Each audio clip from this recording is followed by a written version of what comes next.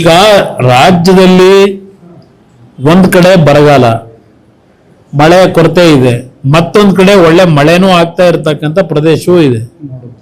ಇದು ಎರಡೂ ಇದರಲ್ಲಿ ಈಗ ಅದು ಬೇರೆ, ಇನ್ನೊಂದು ಇದೆರಡೂ ಬಿಟ್ಟು ಅದೇನೋ ಮೋಡ ಬಿತ್ತನೆ ಬೇರೆ ನಡೀತಾ ಇದೆ ಒಂದು ಭಾಗದಲ್ಲಿ.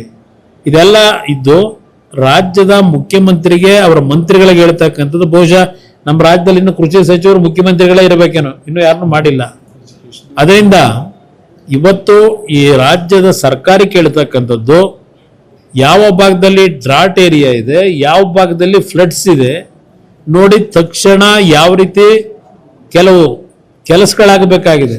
ಆ ರೈತರ ಮತ್ತು ಗ್ರಾಮೀಣ ಪ್ರದೇಶ ಜನರ ಬದುಕಿನ ಒಂದು ಸಮಸ್ಯೆಗಳೇನಿದೆ ಬಗೆಹರಿಸ್ತಕ್ಕಂಥದ್ದಕ್ಕೆ ಗಮನ ಕೂಡ ಸೂಕ್ತ. ಇವರು ಪಾಪ ಈಗೇನೋ ಹೊರಟಿದ್ದಾರೆ, ಬೀದರ್ಗೆ ಹೋದ್ರು, ಅನುಭವ ಮಂಟಪದ ದರ್ಶನ ಮಾಡ್ಕೊಂಡ್ ಬಂದಿದ್ದಾರೆ.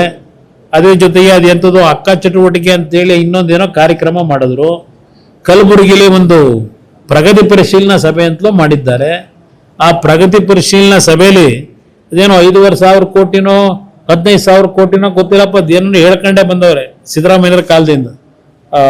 ಹೈದರಾಬಾದ್ ಕರ್ನಾಟಕ, ಕಲ್ಯಾಣ ಕರ್ನಾಟಕದ್ದು ಅದು ಎಷ್ಟೆಷ್ಟು ಹಣ ಕೊಟ್ಟು ಎಲ್ಲೆಲ್ಲಿ ಕೆಲಸ ಆಗಿದೆ ಅದೆಲ್ಲ ಪ್ರಗತಿ ಪರಿಶೀಲನಾ ಸಭೆಯಲ್ಲಿ ಚರ್ಚೆ ಮಾಡೋರೋ ಬಿಟ್ಟವರೋ ಪತ್ರಿಕೆಯಲ್ಲಿ ಬರಲಿಲ್ಲ, ಯಾವುದು ವಿಷಯಗಳು ಬರಲಿಲ್ಲ. ಏನು ಚರ್ಚೆ ಮಾಡ್ಕೊಂಡ್ ಬಂದರೋ ಗೊತ್ತಿಲ್ಲ. ಇವತ್ತು ಬೆಳಗಾವಿಗೆ ಹೋಗ್ತಾವ್ರೆ. ಬೆಳಗಾವಿಲಿ ಆಲ್ರೆಡಿ ಮಹಾರಾಷ್ಟ್ರದ ಧಾರಾಕಾರ ಮಳೆಯಿಂದ ಇವತ್ತೇನು 1 ಲಕ್ಷ 1.5 ಲಕ್ಷ ಕ್ಯೂಸೆಕ್ಸ್ ನೀರು ಆಲ್ಮಟ್ಟಿಗೆ ಹರಿದು ಬರ್ತಾ ಇದೆ.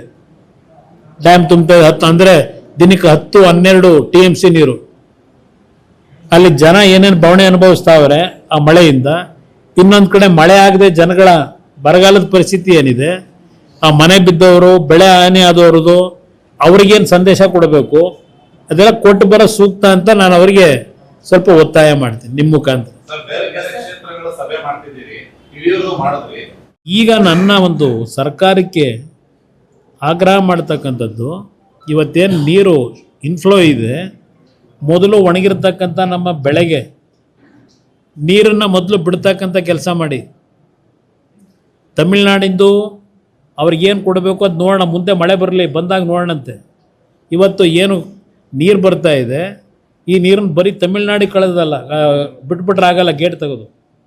ನಮ್ಮ ರಾಜ್ಯದಲ್ಲಿ ಒಣಗಿರ್ತಕ್ಕಂಥ ನಮ್ಮ ಆ ಒಂದು ಕಾವೇರಿ ಬೇಸಿನ್ ಏರಿಯಾದ ರೈತರನ್ನು ಉಳಿಸ್ಲಿಕ್ಕೆ ಮೊದಲು ನೀರು ಬಿಡಿ ಅಂತಕ್ಕಂಥದ್ದನ್ನು ನಾನು ಆಗ್ರಹ ಪಡಿಸ್ತಾ ಇದ್ದೀನಿ.